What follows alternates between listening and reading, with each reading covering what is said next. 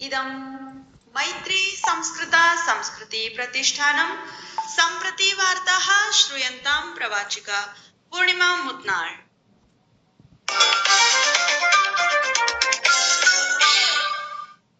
प्रधानमंत्री नरेंद्र मोदी 19विंशतितमे आजीविका मेलके ह्यः प्रशासनस्य विभिन्न विभागेषु संस्थासु च नवनियुक्तेभ्यः 51,000 युवकेभ्यः नियुक्तिपत्राणि प्रदत्तानि। एतत् आजीविका मेलकं सम्पूर्णदेशे 47 विभिन्नस्थानेषु आयोजितः आसीत्।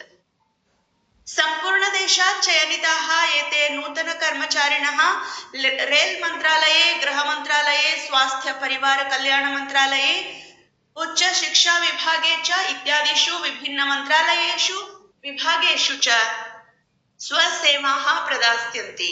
प्रधानमन्त्री नरेंद्र मोदी अवदत् यत् प्रशासनिक नियुक्तयः नागरिकाणां जीवनं श्रेष्ठतरं सुलभतरं च कर्तुं महत्वपूर्णं साधनम् अस्ति। प्रधानमन्त्री अवदत् यत् राष्ट्रेण स्वीय कर्मयोगिषु विश्वासः प्रदर्शितः अस्ति। अधुना तेषां दायित्वम् अस्ति यत् ते स्वीयया निष्ठया सदाचारेण दैनिककार्येण च तस्य विश्वासस्य मानं रक्षेयुः, सदैव अधिकं दृढं कुर्युः।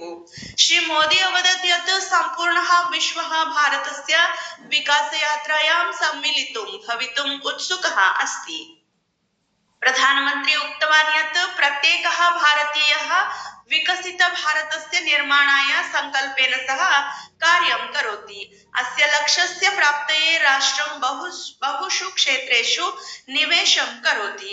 प्रधानमन्त्री यूनां कृते नूतन वृत्त्यवसराणां सृजनं क्रियमाणम् इति विशेषणरूपेण अवदत्। श्री मोदी अग्रे उक्तवान् यत् प्रत्येकः भारतीयः 47-2000 भारतं विकसित भारतं कर्तुं दृढसंकल्पेन कार्यं करोति।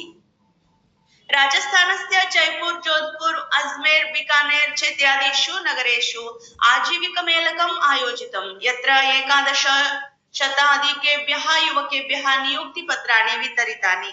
रेल मंत्री अश्विनी वैष्णवः राज्यस्तरीय आजीविका मेलने सहभागित्वं कृतवान्।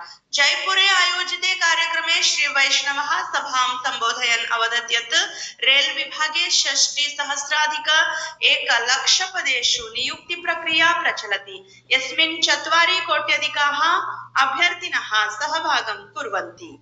पंजाब राज्यस्य ह्यः कूपरस्थला पटियाला चेत्येतयोः द्वयोः स्थलेषु उन्नति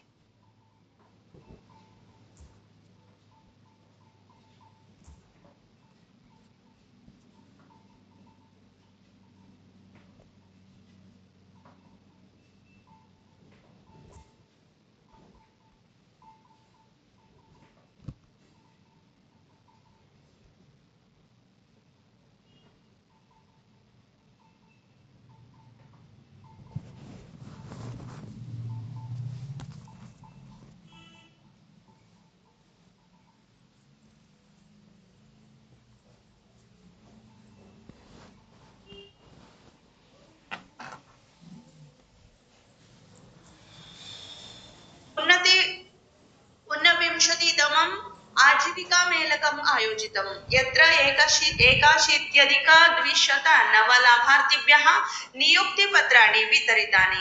कूपरस्थला स्थिते RCF संस्थाने केन्द्रीय पेट्रोलियम प्राकृतिक वातेन्धन मंत्री हरदीप पुरी कार्यक्रमस्य अध्यक्षतां कुर्वन् उक्तवान् यत् आजीविका मेलकम् एकं सुदृढं राष्ट्रिय संस्थानरूपेण परिवर्तितम् अस्ति, यत् पारदर्शितां तथा योग्यता आधारितां समयबद्धतां नियुक्तिं सुनिश्चितं करोति। संसदीय कार्य तथा सूचना प्रसारण राज्य मंत्री एल मुरुगन अवदत् यत् प्रशासनं 47-2000 विकसितं भारतम् इति स्वप्नं साकारयितुं प्रतिबद्धम् अस्ति। चेन्नई स्थिते ICF इति संस्थाने आयोजितम् आजीविका मेलकं सम्बोधयन् सः उक्तवान् यत् नरेन्द्रमोदिनः नेतृत्वे देशः आधारभूतसंरचनायाः विकासे डिजिटलीकरणे वृत्यवसराणां वृद्धौ तथा च व्यापारसुगमतायां तीव्रगत्या प्रगतिं करोति। बिहार राज्यस्य मुख्यमंत्री सम्राट चौधरी ह्यः उद्घोषितवान् यत् आगामिषु 5 वर्षेषु राज्ये 1 लक्ष शिक्षकाणां नियुक्तिः भविष्यति। शिक्षा विभागस्य उच्चस्तरीय समीक्षोपवेशने मुख्यमन्त्रिणा अधिकारिणः निर्दिष्टाः यत् प्रतिवर्षं न्यूनातिन्यूनं 20,000 शिक्षकाणां नियुक्तिः सुनिश्चिता भवेत्। केंद्रीय माध्यमिक शिक्षा परिषद सीबीएसई इत्यनेन 12शी कक्षायाः वार्षिक परीक्षायाः उत्तरपुस्तिकानां प्रतिलिपिं प्राप्तुम् आवेदनस्य अन्तिमा तिथिः एकदिवसपर्यन्तं वर्धिता। पूर्वम् एषा तिथिः ह्यः एव आसीत्। सीबीएसई इत्यनेन उक्तं यत् गत दिनेभ्यः जालपुटे अभूतपूर्व परिचालनभारस्य तथा अनधिकृत हस्तक्षेपेन अनेक प्रयत्नानां कारणेन जालपुटस्य कार्ये व्यवधानम् उत्पन्नम्। अमेरिका देशस्य विदेशमन्त्री मार्को रूबियो ह्यः प्रातः 4 दिवसात्मके भारतीय यात्रा प्रसंगे कोलकाता नगरं सम्प्राप्तवान्। विश्व स्वास्थ्य संघटनेन सूचितं यत् डेमोक्रेटिक रिपब्लिक ऑफ कांगो देशे इबोला संक्रमणस्य बुन्दिबुग्यो प्रभेदस्य सार्वजनिक स्वास्थ्य संकटं राष्ट्रीय स्तरे उच्चतः अतीव उच्चस्तरे वर्धितम्। संघटनस्य महानिर्देशकः टेड्रोस अधानोम घेब्रेयेसस् अवदत् यत् अस्य संक्रमणस्य संकटं सम्प्रति राष्ट्रीय स्तरे अतीवाधिकं क्षेत्रीय स्तरे अधिकं वैश्विक स्तरे च न्यूनम् इति मूल्याङ्कितम् अस्ति।